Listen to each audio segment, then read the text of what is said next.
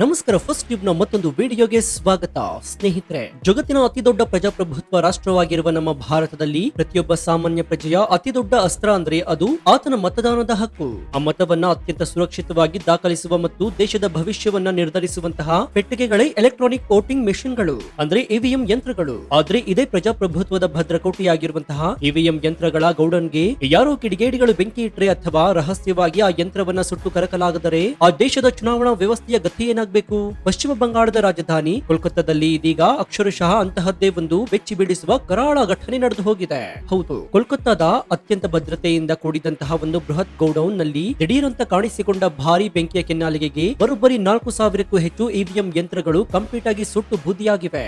ಚುನಾವಣಾ ಆಯೋಗದ ಅತಿದೊಡ್ಡ ಆಸ್ತಿಯಾಗಿದ್ದಂತಹ ಯಂತ್ರಗಳು ಕೇವಲ ಕೆಲವು ಗಂಟೆಗಳಲ್ಲಿ ಕರಕಲಾಗಿ ಹೋಗಿವೆ. ಈ ಭಾರಿ ದೊಡ್ಡ ಅನಾಹುತದ ಹಿಂದೆ ರಾಜಕೀಯ ಷಡ್ಯಂತ್ರ ಅಡಗಿದೆ ಎನ್ನುವ ಅನುಮಾನಗಳು ದಟ್ಟವಾದ ತಕ್ಷಣವೇ ಪಶ್ಚಿಮ ಬಂಗಾಳ ಸರ್ಕಾರವು ತನಿಖೆಗಾಗಿ ವಿಶೇಷ ತನಿಖಾ ತಂಡ ಅಂದ್ರೆ ಎಸ್ಐಟಿ ಅನ್ನ ರಚನೆ ಮಾಡಿ ಆದೇಶವನ್ನು ಹೊರಡಿಸಿದೆ. ಅಷ್ಟಕ್ಕೂ ಕೋಲ್ಕತ್ತಾದ ಈ ಹೈ ಸೆಕ್ಯೂರಿಟಿ ಗೋಡೌನ್ ನಲ್ಲಿ ಏಕಾಏಕಿ ಇಷ್ಟೊಂದು ಭಾರಿ ದೊಡ್ಡ ಬೆಂಕಿ ಕಾಣಿಸಿಕೊಂಡಿದ್ದೀಗೆ. ಬರೋಬ್ಬರಿ 4,000 ಇವಿಎಂ ಯಂತ್ರಗಳು ಸುಟ್ಟು ಕರಕಲಾಗುವವರೆಗೆ ಅಲ್ಲಿನ ಭದ್ರತಾ ಸಿಬ್ಬಂದಿ ಕಣ್ಮುಚ್ಚಿ ಕೂತಿದ್ಯಾಕೆ? ಇದು ಕೇವಲ ಶಾರ್ಟ್ ಸರ್ಕ್ಯೂಟ್ ನಿಂದ ಆದ ಆಕಸ್ಮಿಕ ಬೆಂಕಿಯೋ ಅಥವಾ ಸಾಕ್ಷ್ಯಗಳ ನಾಶ ಮಾಡಲು ಹೆಣೆದಿರುವಂತಹ ಭಾರಿ ದೊಡ್ಡ ರಾಜಕೀಯ ಷಡ್ಯಂತ್ರವೋ? ಈ ಪ್ರಕರಣವನ್ನ ಭೇದಿಸಲು ರಚನೆಯಾಗಿರುವ ಎಸ್ಐಟಿ ತಂಡದ ಮುಂದಿರುವಂತಹ ಅತಿದೊಡ್ಡ ಸವಾಲುಗಳು ಯಾವುವು? ವಿರೋಧ ಪಕ್ಷಗಳು ಈ ಘಟನೆಯನ್ನ ಮುಂದಿಟ್ಕೊಂಡು ಆಡಳಿತಾರೂಢ ಟಿಎಂಸಿ ಸರ್ಕಾರದ ವಿರುದ್ಧ ಸಿಡಿದೆದ್ದಿದ್ದಾದ್ರೂ ಯಾಕೆ? ಬನ್ನಿ ಇವತ್ತಿನ ಎಕ್ಸ್ಕ್ಲೂಸಿವ್ ಡೀಟೇಲ್ ರಿಪೋರ್ಟ್ ನಲ್ಲಿ ಕೋಲ್ಕತ್ತಾದ ಈ ಇವಿಎಂ ದಹನಕಾಂಡದ ಪ್ರತಿಯೊಂದು ಗುಟ್ಟನ್ನ ಎಳೆಯಾಗಿ ಬಿಚ್ಚಿಡ್ತೀನಿ. ನಮ್ಮ ದೇಶದ ಚುನಾವಣೆಯ ವ್ಯವಸ್ಥೆಗೆ ಸಂಬಂಧಿಸಿದ ಈ ಸ್ಫೋಟಕ ಮಾಹಿತಿನ ಪ್ರತಿಯೊಬ್ಬ ಭಾರತೀಯರು ತಿಳಿದುಕೊಳ್ಳಬೇಕು. ಹೀಗಾಗಿ ವಿಡಿಯೋವನ್ನ ಎಲ್ಲೂ ಸ್ಕಿಪ್ ಮಾಡದೆ ಕೊನೆವರೆಗೂ ನೋಡಿ. ಸೊ ವಿಡಿಯೋವನ್ನ ಶುರು ಮಾಡೋಣ. ಆದ್ರೆ ಅದಕ್ಕೂ ಮುನ್ನ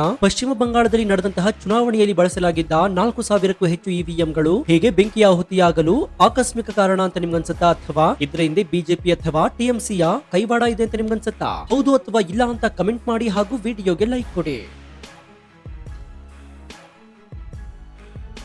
ಸ್ನೇಹಿತರೆ, ಈ ಭಾರಿ ದೊಡ್ಡ ಚುನಾವಣಾ ಬಿಕ್ಕಟ್ಟಿನ ಅಸಲಿ ಕಥೆ ಅರ್ಥವಾಗಬೇಕಾದ್ರೆ ನೀವು ಮೊದಲು ಇವಿಎಂ ಯಂತ್ರಗಳ ಭದ್ರತೆ ಮತ್ತು ಅವುಗಳ ಮಹತ್ವವನ್ನು ಅರ್ಥ ಮಾಡ್ಕೊಳ್ಬೇಕಾಗುತ್ತೆ. ಭಾರತದಲ್ಲಿ ನಡೆಯುವ ಪ್ರತಿಯೊಂದು ಗ್ರಾಮ ಪಂಚಾಯತಿ ಚುನಾವಣೆಯಿಂದ ಹಿಡಿದು ಲೋಕಸಭಾ ಚುನಾವಣೆಯವರೆಗೆ ಎಲ್ಲದಕ್ಕೂ ಕೂಡ ಆಧಾರವಾಗಿರುವುದೇ ಈ ಎಲೆಕ್ಟ್ರಾನಿಕ್ ವೋಟಿಂಗ್ ಮೆಷಿನ್ಗಳು. ಈ ಯಂತ್ರಗಳನ್ನ ತಯಾರಿಸುವುದು ಅತ್ಯಂತ ವೆಚ್ಚದಾಯಕ ಮತ್ತು ಭದ್ರತೆಯ ಕೆಲಸವಾಗಿದೆ. ಕೇಂದ್ರ ಚುನಾವಣಾ ಆಯೋಗವು ಈ ಯಂತ್ರಗಳನ್ನ ಬಳಸಿದ ನಂತರ ಅಥವಾ ಬಳಸುವ ಮುನ್ನ ಸ್ಟ್ರಾಂಗ್ ರೂಮ್ ಗಳಲ್ಲಿ ಅಂದ್ರೆ ಅತ್ಯಂತ ಬಿಗಿ ಭದ್ರತೆಯ ಬೃಹತ್ ಗೌಡೌನ್ ಗಳಲ್ಲಿ ಇಡ್ತಾರೆ. ಅಲ್ಲಿ ಸಿಸಿಟಿವಿ ಕ್ಯಾಮೆರಾಗಳು ಮತ್ತು 24 ಗಂಟೆಗಳ ಕಾಲ ಸಶಸ್ತ್ರ ಮೀಸಲು ಪಡೆಯ ಕಾವಲು ಇರುತ್ತೆ. ಇಂತಹ ಹೈ ಸೆಕ್ಯೂರಿಟಿ ಜಾಗದಲ್ಲಿ ಒಂದು ಸಣ್ಣ ನುಣ ಕೂಡ ಅನುಮತಿ ಇಲ್ಲದೆ ಒಳಗೆ ಹೋಗಲು ಸಾಧ್ಯವಿಲ್ಲ. ಆದ್ರೆ ಕೋಲ್ಕತ್ತಾದ ಈ ನಿರ್ದಿಷ್ಟ ಗೌಡೌನ್ ನಲ್ಲಿ ನಡೆದಿದ್ದು ಇಡೀ ವ್ಯವಸ್ಥೆಯನ್ನೇ ಅಣುಕಿಸುವಂತಹ ಭಾರಿ ದೊಡ್ಡ ಅನಾಹುತ. ರಾತ್ರಿಯ ಕಗ್ಗತ್ತಲಿನಲ್ಲಿ ಆ ಬೃಹತ್ ಕಟ್ಟಡದೊಳಗಿಂದ ದಿಢೀರಂತ ದಟ್ಟವಾದ ಹೊಗೆ ಬರಲು ಶುರುವಾಯಿತು.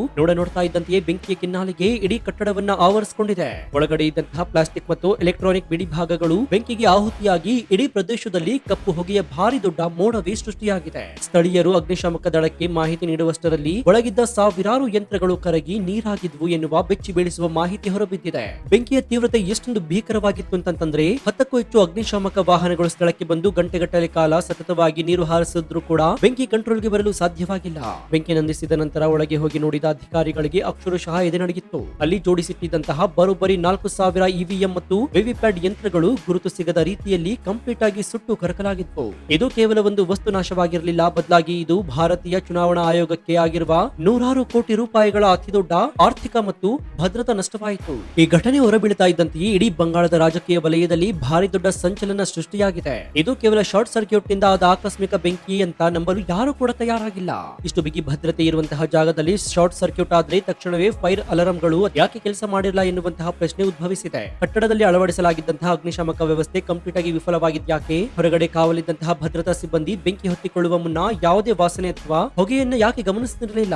ಈ ಎಲ್ಲಾ ಪ್ರಶ್ನೆಗಳು ಇದೊಂದು ವ್ಯವಸ್ಥಿತವಾಗಿ ಹೆಣೆದ ಕರಾಳ ರಾಜಕೀಯ ಷಡ್ಯಂತ್ರ ಎನ್ನುವ ಅನುಮಾನವನ್ನ 100ಕ್ಕೆ 100ರಷ್ಟು ಪಾಲು ಹೆಚ್ಚು ಮಾಡಿವೆ. ಕೋಲ್ಕತ್ತಾದಲ್ಲಿ ನಡೆದಂತಹ ಈ ಘಟನೆ ತಕ್ಷಣವೇ ಭಾರತೀಯ ಜನತಾ ಪಾರ್ಟಿ ಮತ್ತು ಕಾಂಗ್ರೆಸ್ ನಾಯಕರು ಆಡಳಿತಾರೂಢ ಮಮತಾ ಬ್ಯಾನರ್ಜಿ ಅವರ ಟಿಎಂಸಿ ಸರ್ಕಾರದ ವಿರುದ್ಧ ಡೈರೆಕ್ಟ್ ಆಗಿ ಮುಗಿಬಿದ್ದಿದ್ದಾರೆ. ಹಿಂದಿನ ಚುನಾವಣೆಗಳಲ್ಲಿ ನಡೆದಿದೆ ಎನ್ನಲಾದ ಅಕ್ರಮಗಳ ಸಾಕ್ಷ್ಯಗಳನ್ನ ನಾಶ ಮಾಡಲು ಆಡಳಿತ ಪಕ್ಷವೇ ಬೇಕಂತಲೇ ಈ ಗೌಡೌನ್ಗೆ ಬೆಂಕಿ ಇಟ್ಟಿದೆ ಎನ್ನುವ ಭಾರಿ ದೊಡ್ಡ ಆರೋಪಗಳನ್ನ ವಿಪಕ್ಷಗಳು ಮಾಡ್ತಾ ಇವೆ. ಸುಟ್ಟು ಕರಕಲಾಗಿರುವಂತಹ ಇವಿಎಂ ಯಂತ್ರಗಳ ಒಳಗೆ ಹಳೆಯ ಎಲೆಕ್ಷನ್ ಡೇಟಾ ಇತ್ತ ಅಥವಾ ಅವು ಮುಂಬರುವ ಚುನಾವಣೆಗೆ ರೆಡಿ ಮಾಡಿಟ್ಟಿದ್ದಂತಹ ಹೊಸ ಯಂತ್ರಗಳ ಎನ್ನುವ ಮಾಹಿತಿಯನ್ನ ತಕ್ಷಣವೇ ಬಹಿರಂಗಪಡಿಸಬೇಕು ಅಂತ ವಿಪಕ್ಷಗಳು ಪಟ್ಟು ಹಿಡಿದಿವೆ. ಬಂಗಾಳದಲ್ಲಿ ಈಗ ಇವಿಎಂ ಬೆಂಕಿಯ ವಿಚಾರ ಭಾರಿ ದೊಡ್ಡ ರಾಜಕೀಯ ಕಾಡ್ಗಿಚ್ಚಾಗಿ ಬದಲಾಗಿದೆ. ತನ್ನ ಸರ್ಕಾರದ ಮೇಲೆ ಇಷ್ಟೊಂದು ಭಾರಿ ದೊಡ್ಡ ಮಟ್ಟದ ಆರೋಪಗಳು ಕೇಳಿ ಬರ್ತಾ ಇದ್ದಂತೆ ಬಂಗಾಳ ಸರ್ಕಾರ ತಕ್ಷಣವೇ ಎಚ್ಚೆತ್ತುಕೊಂಡು ಡ್ಯಾಮೇಜ್ ಕಂಟ್ರೋಲ್ ಮಾಡಲು ಮುಂದಾಗಿದೆ. ಈ ಬೆಂಕಿಯ ಅವಘಡದ ಅಸಲಿ ಸತ್ಯವನ್ನು ಹೊರತರಲು ಮತ್ತು ವಿಪಕ್ಷಗಳ ಬಾಯಿ ಮುಚ್ಚಿಸಲು ರಾಜ್ಯ ಸರ್ಕಾರವು ಉನ್ನತ ಮಟ್ಟದ ಪೊಲೀಸ್ ಅಧಿಕಾರಿಗಳನ್ನೊಳಗೊಂಡಂತಹ ವಿಶೇಷ ತನಿಖಾ ತಂಡ ಅಂದ್ರೆ ಎಸ್ಐಟಿಯನ್ನ ಅಧಿಕೃತವಾಗಿ ರಚನೆ ಮಾಡಿದೆ. ಈ ತಂಡಕ್ಕೆ ಬೆಂಕಿಯ ಮೂಲ ಕಾರಣವನ್ನ ಪತ್ತೆ ಹಚ್ಚುವ, ಕಟ್ಟಡದ ಭದ್ರತಾ ಲೋಪವನ್ನ ತನಿಖೆ ಮಾಡುವ ಮತ್ತು ಇದರ ಹಿಂದೆ ಯಾವುದೇ ಕಿಡಿಗೇಡಿಗಳ ಕೈವಾಡವಿದೆಯೇ ಎಂಬುದನ್ನ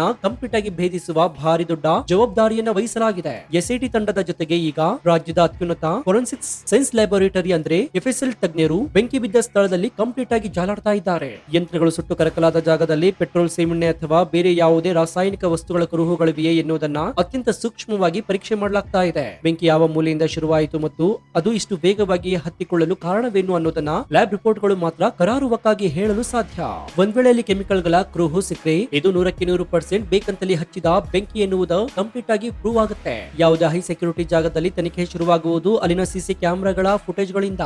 ಆದ್ರೆ ಇಲ್ಲಿರುವ ಅತಿ ದೊಡ್ಡ ಟ್ವಿಸ್ಟ್ ಏನಂದ್ರೆ ಬೆಂಕಿ ಬಿದ್ದ ಸಮಯದಲ್ಲಿ ಆ ಗೌಡನ್ ನಲ್ಲಿದ್ದಂತಹ ಕೆಲವು ಪ್ರಮುಖ ಸಿಸಿಟಿವಿ ಕ್ಯಾಮೆರಾಗಳು ಕೆಲಸ ಮಾಡ್ತಾ ಇದ್ವಾ ಅಥವಾ ಅವುಗಳನ್ನ ಬೇಕಂತಲೇ ಆಫ್ ಮಾಡಲಾಗಿತ್ತ ಎನ್ನುವ ಅನುಮಾನ ತನಿಖಾಧಿಕಾರಿಗಳನ್ನ ಕಾಡ್ತಾ ಇದೆ. ಬೆಂಕಿಯ ಶಾಖಕ್ಕೆ ಕ್ಯಾಮೆರಾಗಳ ವೈರ್ಗಳು ಸುಟ್ಟು ಹೋಗಿದ್ರು. ಡಿವಿಆರ್ ಅಂದ್ರೆ ಡೇಟಾ ರೆಕಾರ್ಡಿಂಗ್ ಯಂತ್ರವನ್ನ ವಶಪಡಿಸಿಕೊಳ್ಳಲಾಗಿದೆ. ಈ ಡಿವಿಆರ್ ನಿಂದಾಗಿ ಡೇಟಾವನ್ನ ರಿಟ್ರೀವ್ ಮಾಡಿದ್ರೆ ಬೆಂಕಿ ಹೊತ್ತಿಕೊಳ್ಳುವ ಮುನ್ನ ಆ ಗೋಡನ್ನ ಒಳಗೆ ಯಾರೆಲ್ಲ ಓಡಾಡ್ತಾ ಇದ್ರು ಎನ್ನುವ ಅಸಲಿ ಕಳ್ಳರ ಮುಖವಾಡ ಕಂಪ್ಲೀಟ್ ಆಗಿ ಕಳಚಿ ಬೀಳುತ್ತೆ. ಕೋಲ್ಕತ್ತಾದ ಈ ಘಟನೆಯ ಮಾಹಿತಿ ದೆಹಲಿಯಲ್ಲಿರುವಂತಹ ಕೇಂದ್ರ ಚುನಾವಣಾ ಆಯೋಗದ ಕಚೇರಿಗೆ ತಲುಪಿದ ತಕ್ಷಣ ಅಲ್ಲಿನ ಅಧಿಕಾರಿಗಳು ಅಕ್ಷರಶಃ ಬೆಚ್ಚಿ ಬಿದ್ದಿದ್ದಾರೆ. ಮುಖ್ಯ ಚುನಾವಣಾ ಆಯುಕ್ತ ತಕ್ಷಣವೇ ತುರ್ತು ಸಭೆಯನ್ನ ಕರೆದು ಇಡೀ ಘಟನೆಯ ಬಗ್ಗೆ ರಾಜ್ಯ ಮುಖ್ಯ ಚುನಾವಣಾಧಿಕಾರಿಯಿಂದ ಕಂಪ್ಲೀಟ್ ರಿಪೋರ್ಟ್ ಅನ್ನ ಕೇಳಿದ್ದಾರೆ. 4,000 ಇವಿಎಂ ಯಂತ್ರಗಳನ್ನು ಕಳೆದುಕೊಂಡಿರುವುದು ಸಣ್ಣ ವಿಚಾರವಲ್ಲ. ಮುಂಬರುವ ಉಪಚುನಾವಣೆಗಳಿಗೆ ಅಥವಾ ಸ್ಥಳೀಯ ಚುನಾವಣೆಗೆ ಯಂತ್ರಗಳ ಕೊರತೆ ಉಂಟಾಗದಂತೆ ನೋಡಿಕೊಳ್ಳುವುದು ಬೇರೆ ರಾಜ್ಯಗಳಿಂದ ಯಂತ್ರಗಳನ್ನು ತರಿಸಿಕೊಳ್ಳುವಂತಹ ಭಾರಿ ದೊಡ್ಡ ಲಾಜಿಸ್ಟಿಕ್ ಪ್ಲಾನ್ ಅನ್ನ ಈಗಾಗಲೇ ರೆಡಿ ಮಾಡಿಕೊಳ್ಳಲಾಗಿದೆ. ಈ ಘಟನೆಯಿಂದಾಗಿ ಆಗಿರುವ ಅತಿ ದೊಡ್ಡ ಡ್ಯಾಮೇಜ್ ಅಂದ್ರೆ ಅದು ಹಣದ ನಷ್ಟವಲ್ಲ, ಬದಲಾಗಿ ಸಾಮಾನ್ಯ ಜನರಿಗೆ ಪ್ರಜಾಪ್ರಭುತ್ವದ ಮೇಲಿನ ನಂಬಿಕೆಗೆ ಬಿದ್ದಿರುವ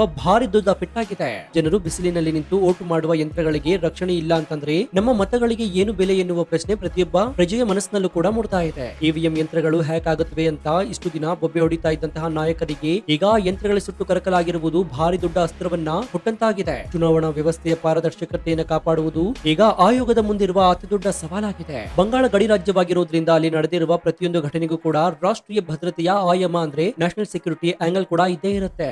ಭಾರತದ ಚುನಾವಣಾ ಪ್ರಕ್ರಿಯೆಯನ್ನ ಅಡ್ಡಿಪಡಿಸಲು ಮತ್ತು ದೇಶದಲ್ಲಿ ಗೊಂದಲ ಸೃಷ್ಟಿಸಲು ಗಡಿಯಾಚೆಯಿಂದ ಶತ್ರು ರಾಷ್ಟ್ರಗಳು ಆಂತರಿಕ ಸ್ಲೀಪರ್ ಸೆಲ್ ಗಳನ್ನು ಬಳಸಿಕೊಂಡು ಇಂತಹ ಕೃತ್ಯಗಳನ್ನು ಮಾಡಿಸಿರುವ ಸಾಧ್ಯತೆ ಕೂಡ ತಳ್ಳಿ ಹಾಕುವಂತಿಲ್ಲ.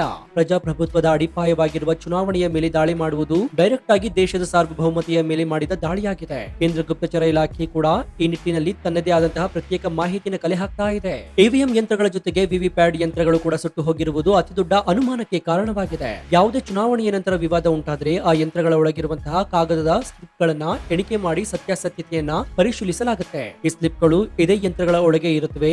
ಈಗ ಆ ಯಂತ್ರಗಳೇ ಭಸ್ಮವಾಗಿರೋದ್ರಿಂದ ಯಾವುದಾದ್ರೂ ಹಳೆಯ ಎಲೆಕ್ಷನ್ ನ ವಿವಾದಿತ ಡೇಟಾ ಕಂಪ್ಲೀಟ್ ಆಗಿ ನಾಶವಾಗುತ್ತಾ ಎನ್ನುವಂತಹ ಪ್ರಶ್ನೆಗೆ ಚುನಾವಣಾ ಆಯೋಗವೇ ಸ್ಪಷ್ಟವಾದ ಉತ್ತರ ಕೊಡಬೇಕಾಗಿದೆ. ಇದು ವಿಪಕ್ಷಗಳ ಆರೋಪಕ್ಕೆ ಮತ್ತಷ್ಟು ತುಪ್ಪ ಸುರಿದಂತಾಗಿದೆ. ಎಸ್ಐಟಿ ತನಿಖೆ ಈಗಷ್ಟೇ ಶುರುವಾಗಿದೆ. ಮುಂಬರುವ ದಿನಗಳಲ್ಲಿ ಈ ತನಿಖೆಯಿಂದ ಹೊರಬೀಳುವ ಸತ್ಯಗಳು ಬಂಗಾಳದ ರಾಜಕಾರಣದಲ್ಲಿ ಭಾರಿ ದೊಡ್ಡ ಭೂಕಂಪವನ್ನೇ ಸೃಷ್ಟಿ ಮಾಡಲಿದೆ. ಒಂದ್ ವೇಳೆ ಇದರಲ್ಲಿ ಆಡಳಿತ ಪಕ್ಷದ ಕೈವಾಡವಿದೆ ಅಂತ ಪ್ರೂವ್ ಆದ್ರೆ ಅದು ಸುವೇಂದು ಅಧಿಕಾರಿಯವರ ಬಿಜೆಪಿ ಸರ್ಕಾರಕ್ಕೆ ರಾಷ್ಟ್ರೀಯ ಮಟ್ಟದಲ್ಲಿ ಭಾರಿ ದೊಡ್ಡ ಮುಖಭಂಗವನ್ನ ತರುತ್ತೆ. ಅಲ್ಲದೆ ಇದೊಂದು ಶುದ್ಧ ಆಕಸ್ಮಿಕ ಅವಘಡ ಅಂತ ಸಾಬೀತಾದ್ರೆ ಸರ್ಕಾರ ನಿಟ್ಟುಸಿರು ಬಿಡುತ್ತೆ. ಆದ್ರೆ ಅಲ್ಲಿಯವರೆಗೆ ಬಂಗಾಳ ರಾಜಕೀಯದ ಮೊಗಸಾಲಿಯಲ್ಲಿ ಆರೋಪ ಪ್ರತ್ಯಾರೋಪದ ಸುಂಟರ ಗಾಳಿ ನಿರಂತರವಾಗಿ ಬೀಸ್ತಾನೆ ಇರುತ್ತೆ. ಚುನಾವಣಾ ಆಯೋಗದ ಆಸ್ತಿಯನ್ನ ಹಾನಿ ಮಾಡಿರುವುದು ಕೇವಲ ಒಂದು ಪ್ರಾಪರ್ಟಿ ಡ್ಯಾಮೇಜ್ ಅಲ್ಲ, ಅದೊಂದು ದೇಶದ್ರೋಹದ ಕೆಲಸ ಎನ್ನುವ ಕಠಿಣ ಕಾನೂನನ್ನ ಜಾರಿಗೆ ತರಬೇಕಾದ ಅನಿವಾರ್ಯತೆ ಕೂಡ ಇದೆ.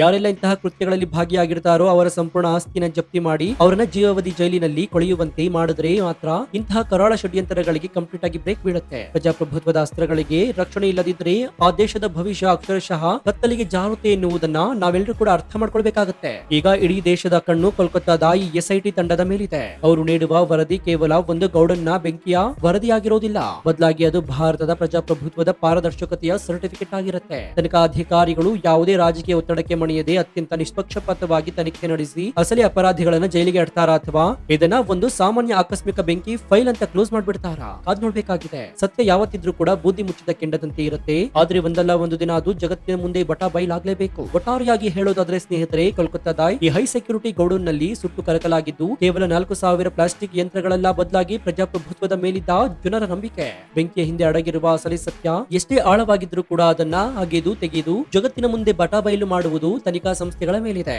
ಭಾರತದ ಪ್ರಜಾಪ್ರಭುತ್ವವು ಇಂತಹ ನೂರಾರು ಷಡ್ಯಂತ್ರಗಳನ್ನ ಎದುರಿಸಿ ಗಟ್ಟಿಯಾಗಿ ನಿಂತಿದೆ. ಈ ಬಿಕ್ಕಟ್ಟನ್ನ ಕೂಡ ಭಾರತ ಯಶಸ್ವಿಯಾಗಿ ಮೆಟ್ಟಿ ನಿಲ್ಲುತ್ತದೆ ಎನ್ನುವ ಭಾರಿ ದೊಡ್ಡ ಭರವಸೆ ನಮ್ಮೆಲ್ಲರಲ್ಲಿದೆ. ಸೊ ನಿಮ್ಗೆ ಏನನ್ಸುತ್ತೆ? ಹೈ ಸೆಕ್ಯೂರಿಟಿ ಗೋಡೌನ್ನಲ್ಲಿ ಬರೋಬ್ಬರಿ 4,000 ಇವಿಎಂ ಯಂತ್ರಗಳು ಬೆಂಕಿಗೆ ಆಹುತಿಯಾಗಿರುವುದು ಕೇವಲ ಆಕಸ್ಮಿಕವಲ್ಲ, ಇದೊಂದು ವ್ಯವಸ್ಥಿತ ರಾಜಕೀಯ ಷಡ್ಯಂತ್ರ ಅಂತ ನಿಮ್ಗನ್ಸುತ್ತಾ? ಸಾಕ್ಷ್ಯಗಳನ್ನು ನಾಶ ಮಾಡಲು ಕಿಡಿಗೇಡಿಗಳು ಬೇಕಂತಲೇ ಬೆಂಕಿ ಹಚ್ಚಿದ್ದಾರೆ ಅಂತ ವಿಪಕ್ಷಗಳು ಮಾಡ್ತಾ ಇರುವ ಆರೋಪದಲ್ಲಿ ಹುರುಳಿದೆ ಅಂತ ನಿಮ್ಗನ್ಸುತ್ತಾ?